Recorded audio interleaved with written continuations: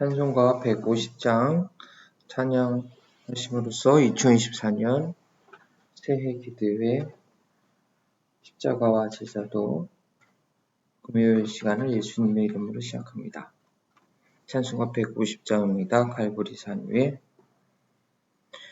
갈보리산 위에 십자가 졌으니 주가 고난을 당한 벼라.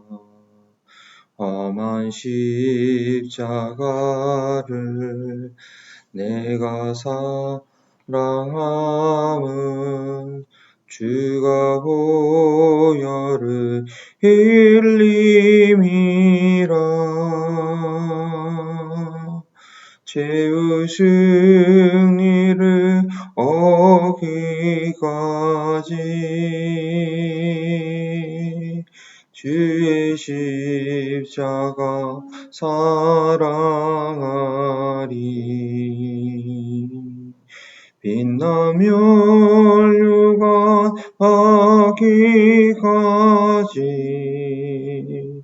험한 십자가 붙들겠네.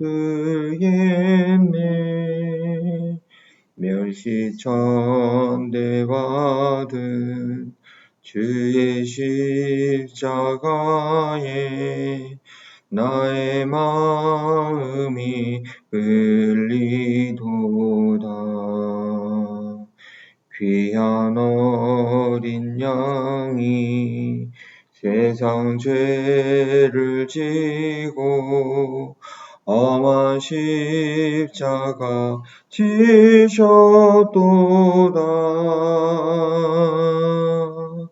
죄의 승리를 얻기까지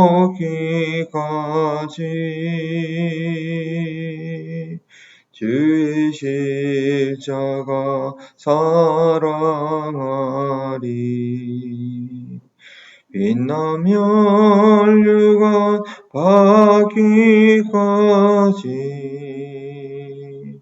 험한 십자가 붙들겠네. 험한 십자가에 주온 집에 나를 부르실 그날까지 영광 중에 계신 우리 주와 함께 내가 죽도록 충성하리. 죄의 승리를 얻기까지 주의 십자가 사랑하리. 빛나며 류관하기까지 험한 십자가 붙들겠네. 하나님 감사합니다. 하나님 새해를 시작하면서 힘들지만 새벽 기도를 감당하고 또 주님의 십자가를 묵상하는 시간을 허락하셔서 연약하고 부족한 저희들 세상으로 빠지지 않고 하나님 주님의 십자가에 매여 있게 하여 주시니 감사합니다. 아버지 여러 가지로 하나님 부족한 것이 있을지라도 오직 주님의 은혜에 의지하여 담대히 은혜의 보좌 앞에 나아가며 날마다 주님 없이는 살 수 없는 그런 간절한 마음을 고백하는 저희를 되게 하여 주옵소서. 감사하며 예수님의 이름으로 기도합니다. 아멘. 하나님 말씀 베드로전서 4장 1절에서 2절까지의 말씀입니다.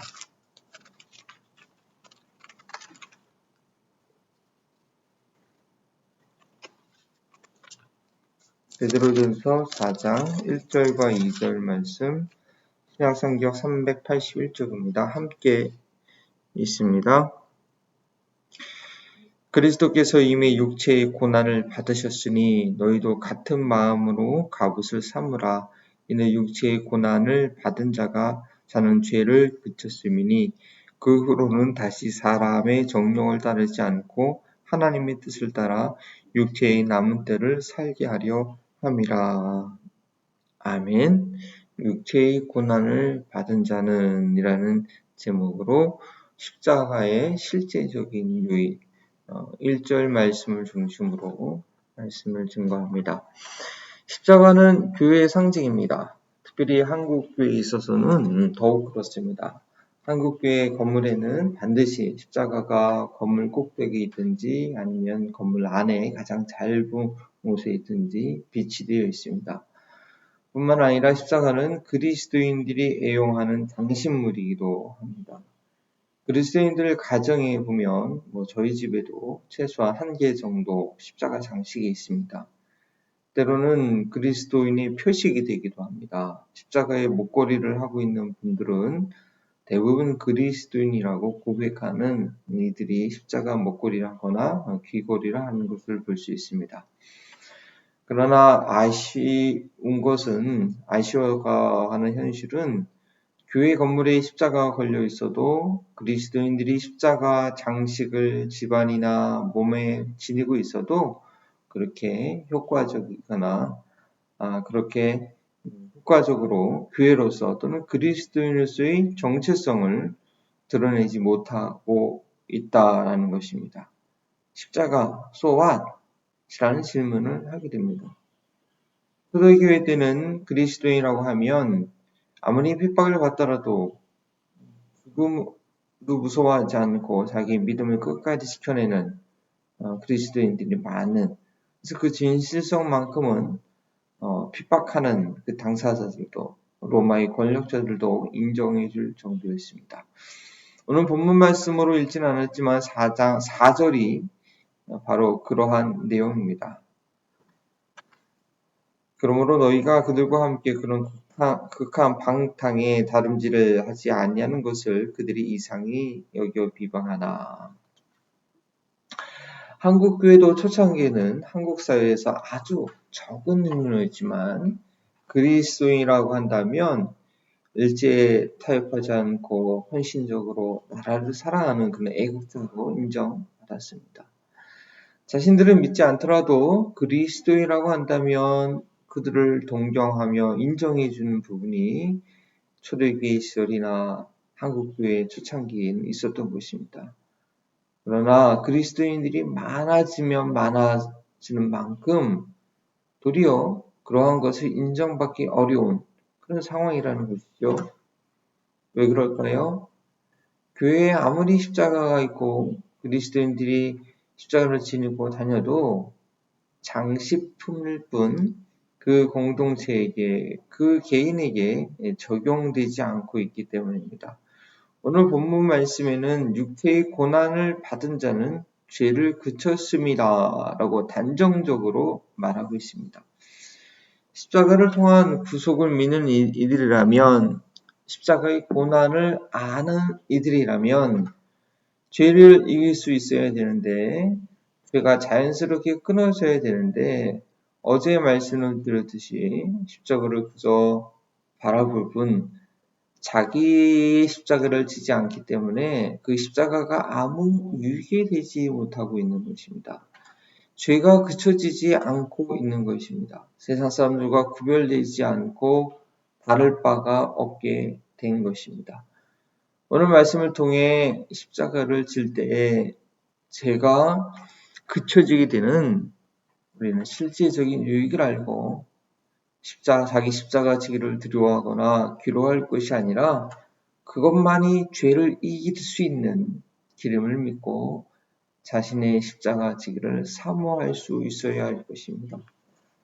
4장 1절 말씀은 그리스도가 당하신 고난의 분을 본받을 것을 권면하고 있습니다. 그것은 이미 1장 21절에 이를 위하여 너희가 부르심을 받았으니 그리스도도 너희를 위하여 고난을 받으사 너희에게 본을 끼쳐 그 자취를 따라오게 하려 하셨느니라 하면서 예수님께서 십자가를 지시고 육체의 고난을 묵묵히 감당하셨듯이 예수님 믿고 따라가는 이들이라면 당연히 감당해야 할 고난들이 있음을 알고 감당하라고 권면 또는 명령하고 있는 것입니다. 베드로 전서는 로마 황제에 의해서 핍박을 당하고 있던 그리스도인들에게 하늘의 소망으로 이 땅에서 당하는 고난을 당당하게 감당하도록 힘과 위로를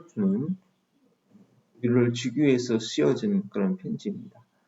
베드로 전후서 내용에 전체적으로 흐르고 있는 핵심 내용이 바로 고난입니다.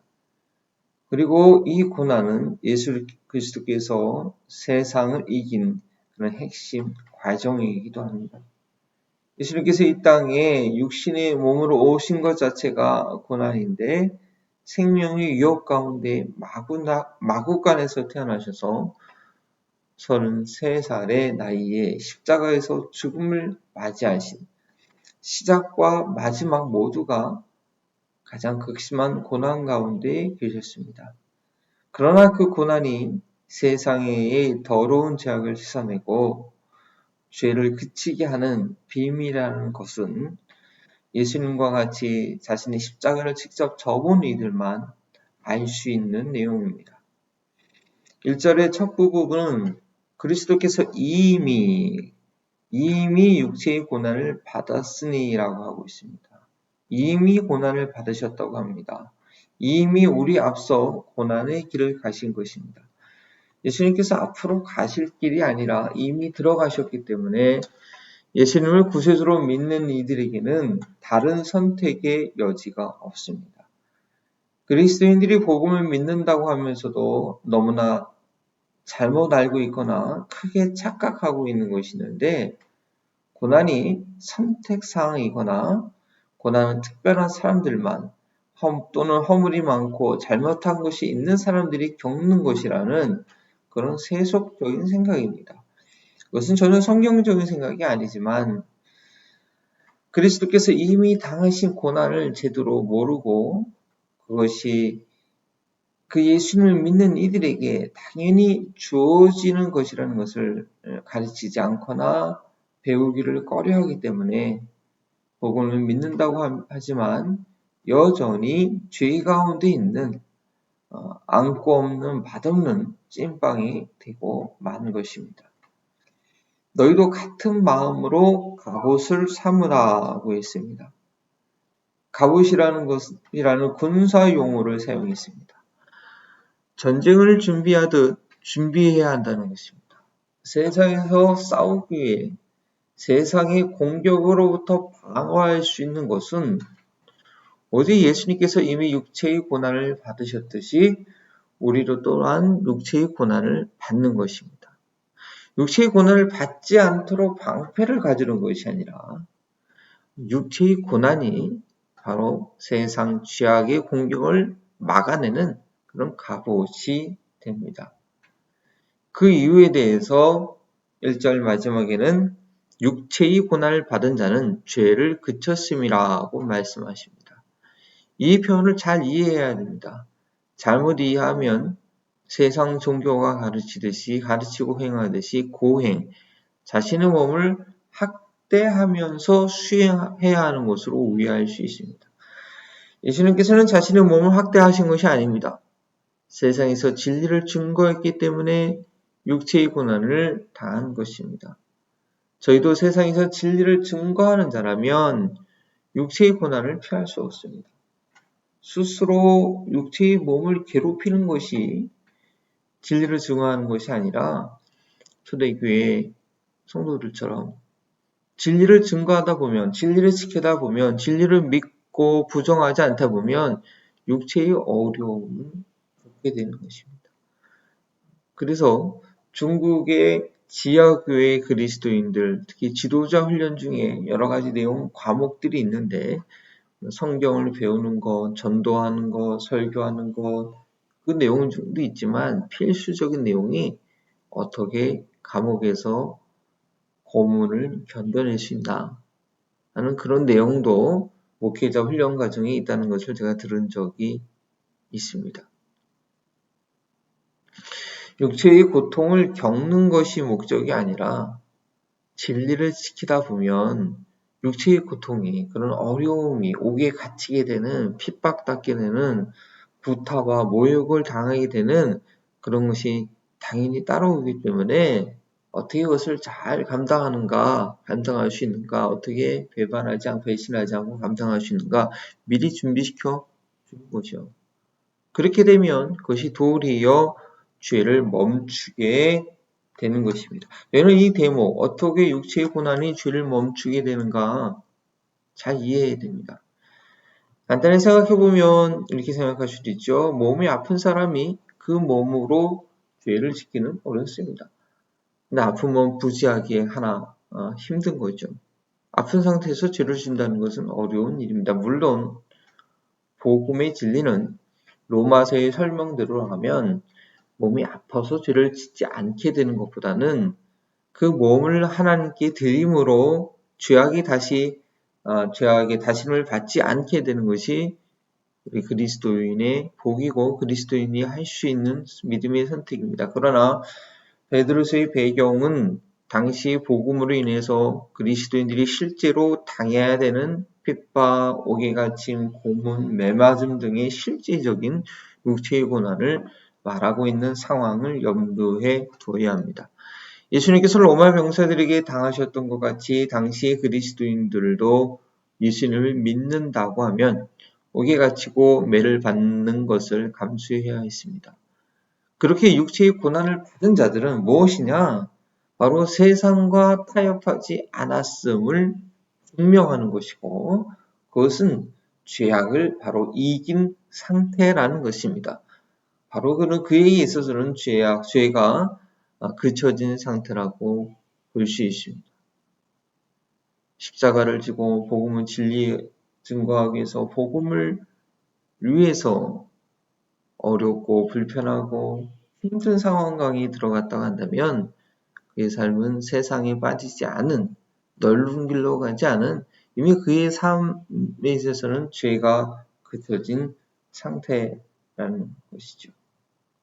좀 더 이 부분을 자세히 설명드리면 육신과 몸의 차이를 이해해야 됩니다. 몸은 언제나 중립적인 신체를 말하지만 육체는 하나님을 거슬리는 성향을 말하면서도 동시에 신체적인 몸을 지칭하기도 합니다. 성경에 그렇게 사용되고 있습니다.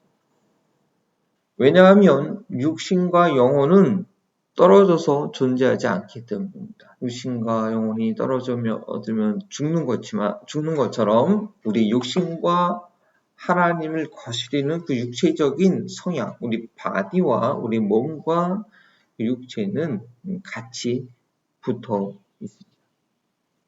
그렇기 때문에 거룩하신 성자 예수님께서 썩어져야 될 땅으로 소멸해야 될 육신의 몸으로 계신 것 자체가 죄가 없음에도 불구하고 육신의 몸을 갖고 있는 것 자체가 예수님께는 심각한 고난입니다. 마리아의 몸에서 태어나신 그 육신을 영원히 거할 수 있는 거룩한 몸이 아니라 십자가에서 죽어야 할 몸이기 때문에 예수님의 영혼이 육신에 거하는 동안에는 계속되는 고난이 있었습니다. 그러한 예수님의 상태에 대해서 히브리서 5장 8절은 그가 아들이시더라도 고난을 받으심으로 순종함을 배웠다라고 했습니다. 고난을 통해서 예수님께서도 하나님께 순종함을 배웠다라고 합니다. 육체의 고통을 통해서 순종함을 배우신 것입니다. 예수님조차도 육체의 고통은 도리어 하나님께 순종하는 삶을 배우게 되는 것이 되었습니다. 육체의 몸을 가지고 있는 이라면 그 누구도 육체의 고난을 통해 죄가 멈춰지는 것을 경험해야 됩니다. 우리는 예수님을 믿음으로 예수님과 연합하고 결합함으로 죄가 용서받아서 예수님과 같은 죄와 싸워 이길 수 있는 상태가 된 거죠. 예수님을 믿지 않은 사람은 죄 가운데 태어나서 죄와 싸워 이길 수 있는 방법이 없지만 죄 없는 예수님 육체의 몸에서 태어나셨기 때문에 그분과 연합된 자는 죄와 싸워 이길 수 있는 것입니다. 그런데 그것이 끝나는 것이 아니라 그 육체, 예수님께서 육체에 계신 것이 고난이었고 고통이었고, 그 고통을 통해서 하나님께 순종함을 배우셨던 것처럼 우리도 예수님을 믿는 것은 그때부터는 우리 육신이 나의 즐거움이나 내가 즐길 수 있는 그런 대상이 아니라 내가 육신을 갖고 있는 것 자체가, 우리 구원받은 영혼이 육신 가운데 살아가는 것 자체가 고난, 고통이라는 것이죠. 그것을 느낄 수 있어야 됩니다. 그것을 알아야 됩니다. 그것을 통해서 육신을 즐기는 것이 아니라 거룩을 향해 가게 하신 하나님께 더 순종하고자 하는, 순종하는 법을 배우게 되는 것이죠. 하나님께 순종하고자 하는 그런 마음으로 인해서 그런 육신의 고통을 느끼게 되는 것입니다. 자기 십자가를 지고 예수님을 따라가는 것은 예수님께서 육체의 고난을 당하셨듯이 진리로 인하여 육체의 고난을 당하는 것을 포함하는 것입니다. 상황에 따라서 실제적인 육체의 고통을 겪는 것과 또 아니면 내 영혼이 썩은 육체 가운데 살아가야 되는 그 자체가를 고통으로 느낄 수 있어야 한다는 것이죠. 남은 십자가 제자교회는 이러한 십자가의 도를 가르치고 배우는 곳이 되어서 십자가의 상징이 희미해져가는 이때에 누구든지 십자가를 보면 구원의 경외감을 갖는 그런 영향력을 끼치는 그런 교회가 되기를 바랍니다. 우리 남은 십자가 제자교회의 지체를 볼 때 예수님 믿는 것이 무엇인지 진정으로 가르쳐 줄 수 있는, 그래서 육체의 즐거움을 따라 즐기는 것이 아니라 이 몸 가운데 살아가는 것 자체가 때로는 고난임을 알고 감수해내는 그런 모습을 통해서 복음의 진수가 그 몸에서, 그 삶에서 드러날 수 있는 은혜가 제 교회 가운데 있기를 소원합니다. 제가 우리가 함께 기도할 때 그 십자가를 지는 예수님을 인하여 육체의 고난을 당하는 그 복을 깨달아 아는 자 되게 해달라고, 그 복을 놓치지 않게 해달라고 함께 기도합니다. 아버지 하나님, 이 시간도 말씀으로 깨닫게 하시고 알게 하시고 주시는 은혜를 감사합니다. 주여 불쌍히 여겨 주시옵소서.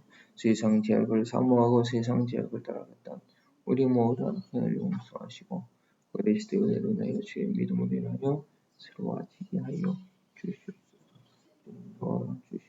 주님의 아버지 하나님, 이 시간도 말씀을 통하여 십자가의 은혜를 깨닫게 하시니 감사합니다.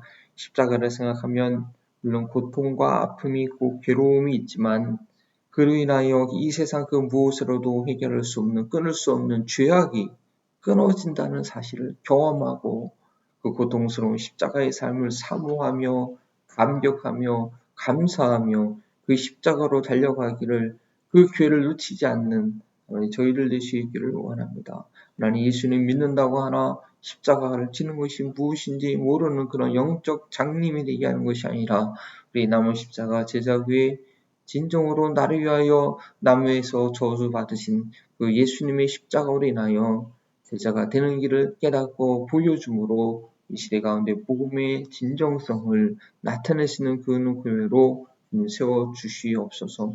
감사하며 예수님의 이름으로 기도합니다. 아멘. 우리 함께 기도할 때 에이픽스와 캐리 가운데 거할